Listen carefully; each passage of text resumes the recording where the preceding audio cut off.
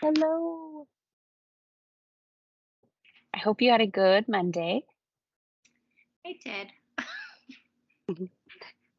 All right, we'll get started so that way you can head off hopefully by 4:30. My name is Karen Balbier, and I'm one of the instructional technology services specialists that serves elementary campuses here in EPISD. And I also have Julie Rivas Lopez here as well. She's behind me, and Sharita Martin. So you have three of us in the group. If you Awesome. have any questions, yeah, I mean, since it's just us, you can ask questions, but you can also drop things in the chat if you'd like. Okay. All right. Okay, so just so you know, today we're getting started with our Customize Your MacBook session. And today we're going to share a little bit about how you can change your MacBook profile, how you can change the background image of your computer, managing the energy settings, and customizing the trackpad for like taps, clicks, and the pointer speed. All right.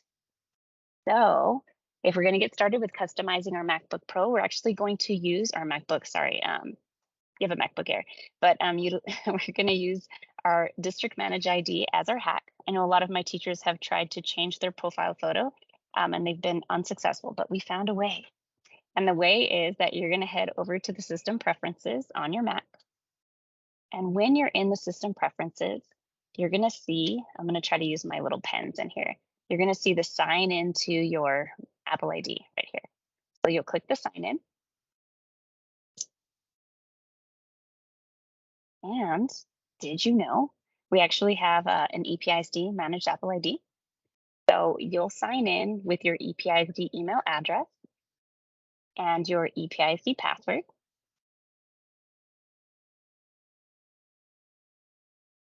And much like when you sign in with any of your Microsoft accounts or Schoology accounts, it's going to let you know that well, here it's going to say it's Apple ID for EPISD, but it's going to pull up your Microsoft account. And so you'll follow just the same steps that you would to sign into your Microsoft account or Schoology. You'll click on work or school accounts.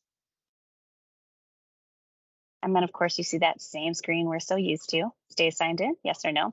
Well, I'll just let you know that even if you check on this, because I check this box every single time, Apple still, it's like a security thing. Every once in a while wants you to re-sign in anyway. And so when I use this with my students or even the teachers that I'm working with, I always ask them, just kind of check if there's an exclamation mark next to your managed Apple ID, you know, it's time to sign in again. Okay. Once you actually sign in, you're going to notice that you'll have like a little gray person right here in your profile area. Okay. When you click that edit button or that little edit icon right here, you're going to be able to check this out. You're going to see that you can actually create a memoji. This is like the student favorite and the teacher favorite. But if you click the plus sign, you'll actually be taken into a space where you can kind of customize the way you want your Memoji to look. If that's too much work, you could be a cute little octopus or whatever this is right here. I like to say it's ice cream, but you know. And then they kind of move around as well. And so if your students have Monterrey, they can also do the same, which is a nice little hook for them to sign into their managed Apple ID and start backing up some of their items. As soon as you're finished, of course, you've got to press that save button. And if all goes well, then when you put your MacBook into a lock screen, you're going to see your Memoji or whatever icon you selected here. Okay. I will tell you that I had one teacher where it didn't work. So I have my little troubleshooting tips. So we went and tinkered it around just a little bit. If it doesn't work, try signing out of your managed Apple ID and re-sign back in, and then restart your computer. And it should make that connection. Okay. All right. Questions? All right. Then I'll keep moving. All right. Next, if you want to customize your desktop, pretty easy as well. You want to make sure that you head back over to the system preferences. And then you're going to see there is a little space for your desktop and screensaver. I'm just going to share the desktop, but you can also change your screensaver, which is what you may see if your computer goes to sleep. So when you click that icon, it will specifically open up into a screen that looks just like this. And you have some neat little dynamic views that are default from Apple. If you see this little icon here, it just means you need to download it before you can apply it. Okay. And you have choices here like plain colors. If you have any photos inside of your computer already or albums, it can pull from them as well. So I scroll down, and basically all you have to do is click on one of the pictures to try it out, and it'll instantly change your screen. I went into my albums and took a picture of a frog from the past and made it my background. So you can bring in your own pictures as well. One thing that I've been seeing some of my colleagues do is press this plus sign right down here at the bottom if you want to import your own picture. Um, and so they're actually going off to Canva to create like a really pretty, I don't know, aesthetic view. And then even changing some of their icons to look like different things that they would want in their classroom. So that's an option as well. If you want to spend a little more time customizing that background inside of Canva, you can create your teacher classroom or what you want displayed for your students there, and then export it and pull it on into your desktop background. All right. And that's it. All you do is just click on it and then it will apply. All right. Questions? No? Okay. I'm glad I could see your face. Okay. Next, fast and furious here. The next thing is customizing the energy settings. So with a lot of the teachers that I work with, as they're connected to Promethean board, projector, and so forth, they will have something displayed for their students and they walk off to go work with their students or in their small group. And 10 minutes later, their computer turns off and nobody can see anything anymore. And so in order to change that, you want to head over to the battery inside of system preferences still. And in the space, you're going to have four little choices here. Okay. One is just giving you some information about the usage history of your battery level. I just kind of skip over that. That's not of interest to me, but you've got that data if you need it. But here where it says battery, this is the setting for when your computer is actually plugged into your cable and charging, okay? And so here I recommend think about the longest amount of time you would be with your computer and it would be projecting to your class where you wouldn't have to run over and shake it to turn it back on. For most teachers, that's 45 minutes. I would not recommend the never because this leaves you pretty vulnerable. Or maybe think about how long your class periods are. And so if they're 1 hour, maybe set the max at 1 hour. So that way, if you walk out of the classroom and you're welcoming more students, it's okay to go back in and put your password in. So your computer is never left vulnerable that way. Other things that you may consider is there is an optimized battery charging, which gets to know your charging habits. And so it'll basically, charge a little bit slower and then save it up to 80% and then charge it until you need it. So if you're a person who charges your computer all the time, you might check that off. Okay. This is another, I'm going to say, important feature here that teachers like to have. So if you like to have the status that's right up here, how much battery you have available on your computer, then you might want to check this little box off, and then it'll bring that percentage of how much battery you have currently up at the top of your computer. Okay. And just like iPhones, not sure if you have one, but there is a low power mode. So if it's one of those days that you get to work and you forgot your charger at home, it might be a good idea to pop on in and then just go to your low power mode. I believe that will be here with power adapter. And I said that wrong. This battery is when you're not charging, and power adapter will be while you're charging. Sorry about that. Okay. All right, so that low power mode will be nice if that ever happens to you, or maybe even to your students as well. Okay. So then, so battery not plugged in, power adapter plugged in. So when you swap over that, you have almost the same settings.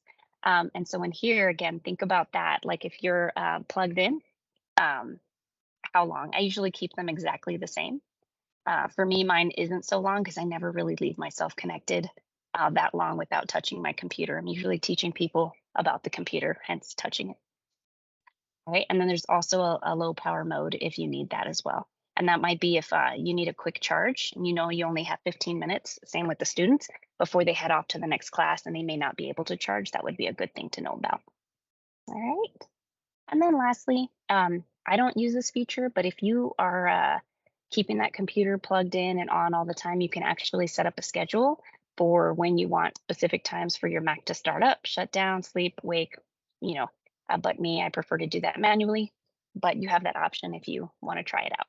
Okay. If you make changes to that, you just click the apply button and it should take that schedule. Questions?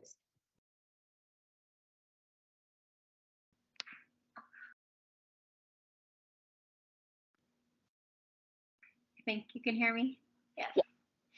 No questions, but that definitely is helpful because I was already tired of it because it was set at 1 minute. Oh, no. Maybe that's like the standard setting. I don't know, but it kept turning off and my password's really long. Oh, right. It's driving me crazy. So thank you. And there's nothing like typing that password in wrong and then it shakes at you and you're like, oh, I know my password. You're welcome. Okay. The last one that we have for you is customizing your trackpad. So the trackpad is right here, this little space. I say space, but this is how you control your computer, like the mouse and so forth. And so there's certain ways that teachers, again, are used to because they set up their MacBook a particular way. And now they have a new one and it's different. So if you want to make changes to that, you want to, again, head over to System Preferences. And inside of System Preferences, you'll see that you have trackpad settings. And while we're here, there's like settings for everything, your keyboard, your Bluetooth. So you can fish around here and make a lot of changes that are necessary if needed. Okay. All right. So I'm going to go through these real quick. But basically, once you click inside of the trackpad, you're going to get a screen that looks like this. And in here, you're going to see there's a look. I'm going to briefly go over some of these, but lookup and data detectors. Here it says force click with one finger. Basically, what that looks like is if you click on a word, something is going to pop up if you hold your finger down on the trackpad. Okay. So sometimes it gives you a definition. In fact, there's even one that says a haptic force click. Let me see if we can get to it right here. And so if you check that off, there's a click. And then if you press one more time, you'll even feel like a little more of a forceful click, and it'll allow you to do some quick lookups or a quick look. For some of the students, I'll notice that they have a shortcut to ClassLink on their desktop. And so sometimes they click on it and it's like they hold their finger down on it and it just like looks like it's opening up, but it's just giving you a preview of where it should go, but it doesn't actually go to the website. So they think it's broken or it's not working. They're actually just using that haptic feedback force click. And so if it's a problem, they can always uncheck it because, you know, it's inevitably one kid and it does it to them all the time. You can uncheck that if it becomes an issue. So that's one thing that we can do. We also have the option if you don't like the force click with one finger. If you hit the little drop down, there's a tap with three fingers. I haven't seen anyone use that, but you know, just so you know. There's secondary click. Secondary click is our right click. So on the Mac, we use two fingers and we press two fingers to get the right click menu, right? Or the menu when you click a right click. If you had customized your Mac in the past to use the bottom right corner or the bottom left corner for a click, that's something that you can modify here. I tend to keep mine at the default of the secondary click because I want mine to be just like the students. So if I go over and help them, I'm not like expecting it to be exactly the same as mine. So I force myself to do what's popular with the kids, the gestures. But you can customize that if it's driving you mad. All right. Okay. We also have the tap to click. This is another feature that a lot of students, I guess, depending on their computer that they might have at home, they want to just tap and they don't want to actually press and feel the click. So that's something that you can customize. If you check it off, then every single time you tap your trackpad, it's going to launch and move to the next page or work as a click. So that's a feature you can turn on or off. And then, of course, there's your click. How hard do you want to click if you're not using this feature? So then you can go with a light, medium, or firm. And then you have the tracking speed. And so if your pointer is moving too fast or too slow, this is where you can adjust or modify that. I find that students like fast, so it just moves way too fast for me, but yeah, you can do that there. Okay, so up at the top, I just want you to know this is just one little tab, right? We also have, so that's just point and click. On the next one, we actually have a scroll and zoom. And so here is where you can adjust your scrolling, okay? So I tend to go with this one that's called scroll direction natural. So I use my two fingers to scroll. If when you scroll, it's going backwards or opposite of the direction that you want, you can uncheck that box, and so it won't make that natural movement. This is showing you that if you pinch with two fingers to like zoom in and out, kind of like an iPad pinch, right? It's going to zoom in or out. If you don't like that, you can uncheck it. Sometimes I find students will accidentally do things like that and they have no idea how it's happening. And if it happens over and over and over again, it can become annoying. And so if they know what they're doing, it's helpful. But if it's a problem, then they can uncheck it so that they don't have to deal with that anymore. By default, you have this checked off too, where if you double tap with two fingers, it'll do a smart zoom. Okay, again, sometimes kids will do that on accident and they don't know what's happening. And then lastly, you also have that availability with your trackpad to do the rotate. So rotate doesn't work in everything, but like my favorite way to teach students is to go into a map. And so if you're in the map application, you can rotate, but also it'll work inside of photos. And so there are certain places where it makes sense and it'll work, but I haven't seen it work like on a website. So they can't trick you there. Okay, and the next one, we're gonna go with gestures. These are so much fun. I like to do these because I don't know, once you get used to them, they kind of save you some time. So here we have scroll left or right with two fingers to swipe between pages. Sometimes this is very annoying to me when I accidentally scroll to a different page on a website. So sometimes I accidentally hit the like two finger swipe and it takes me out of the link I'm in on a website. But that's basically what this is. It's because I accidentally, two finger swiped and it took me back or forward. But that's, something you can do. There's swipe between full screen apps. So if you swipe left or right with three fingers, let's see what I have open. It'll kind of help you swipe between your full screen items. Sorry, I don't know if you could see that. You couldn't because I'm only sharing my PowerPoint. But if you try it on your computer and you do a three finger swipe back and forth, okay. And then there's notification center. Because of the way I'm sharing, you won't see this, but on your trackpad, let me go back to the track. Here's a trackpad, right? On the trackpad, if you take two fingers right here on the side and you do a swipe from the right, hang on, let me make sure that I do this right. Okay, so you take two fingers and you swipe this way because my fingers just do it with two fingers. You get something called the notification center. Did that work for you? Yeah, okay. So if you like that, keep that checked, but you can also turn it off. But it's nice to know how to get to that and how to turn that off. And then there's mission control, which is swiping up with three fingers. Basically, if you are working in a lot of different applications, so say you're in this presentation and then you have your email up and you have something else up, they're not all minimized on the bottom. When you use that three finger swipe up, you're going to see all of them in a little box or different boxes so that you can kind of switch between them. And then they have the swipe down with three fingers for your app expose. And then this one I don't use often enough, but the kids think it's cool. Three fingers and a thumb, three fingers and a thumb. And I can't show you, I keep thinking you can see my computer. But if you do the pinch, so close in, then it'll show you the launch pad so you can open other applications. And then if you go the opposite, it clears out everything so you can see your desktop. Some of those accidental swipes where they're doing things with the trackpad and they're like, I don't know what I just did. A lot of times they can find out what they did by heading over to the gestures. And if it's something that happens on accident all the time, then they can just uncheck it and turn that off. So I think that's kind of helpful. All right, well, I guess I took some extra shots of choices that you have here. But if you see any of these little carrots, that just means there's a drop down of additional options that you can choose from. Instead of three fingers, I think you can choose like two, there you go, yeah, two fingers or other options if you have a preference. Okay, all right, let's see. Okay, I didn't go over this, but there is the availability to set up a Bluetooth trackpad.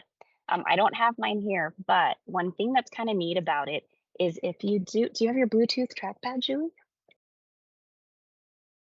Can I just put it up here in the window? Okay, so you can buy an external trackpad and you can set it up kind of like a mouse. And the neat thing about that is if you're connected to a projector, I don't know what your projecting situation is like. Let's see, can you see the trackpad? No? Let me, okay, I'm gonna stop presenting really quick. And then maybe You said if I hold it against my chest. Okay, so Julie says here, if I hold it against my chest, you can see it. So this is a trackpad, right? It's kind of like when you have your mouse. It's a trackpad. See, we have someone else here. It's a trackpad. And basically what I can do is I could have my computer connected to the projector and walk around with this and all of the same things that I would do. I can't type, a URL, but I can click and advance things while I'm moving around the room because it's connected to my Mac. Teachers can do that with a mouse as well. So you could still, move around your room. But of course, Bluetooth is a lot easier on these devices than USB because you would need an adapter in order to use it. All right. So that's it. Those were the 4 things that I was hoping to cover with you guys. Do you have any questions? No questions. Yeah, you did great. Thank you. Yay. I just have a question real quick. Did everybody sign in the link in the chat? So please make sure that you've signed in the link in the chat because now I'm going to drop in another link for evaluation. So just make sure that, let me just make sure it's not the same one. And while Julie does that, if you missed a part of the presentation, but you're wondering, you want to hop in and see it, I did record it. So if you send me an email, then I'll send the link to the recording to you. I think you did great. Thank you so much. I'm done with the evaluation. But yeah, thank you. I also signed up for the one on Wednesday. So if you're going to do it, then I'll see you on Wednesday. We'll see you on Wednesday. Yeah, we'll go over customizing the dock, the menu. I can't remember the other part, the control center. Yeah, and the control center. So we'll see you Wednesday then. Thanks. Have a great night. You too. Bye. Bye.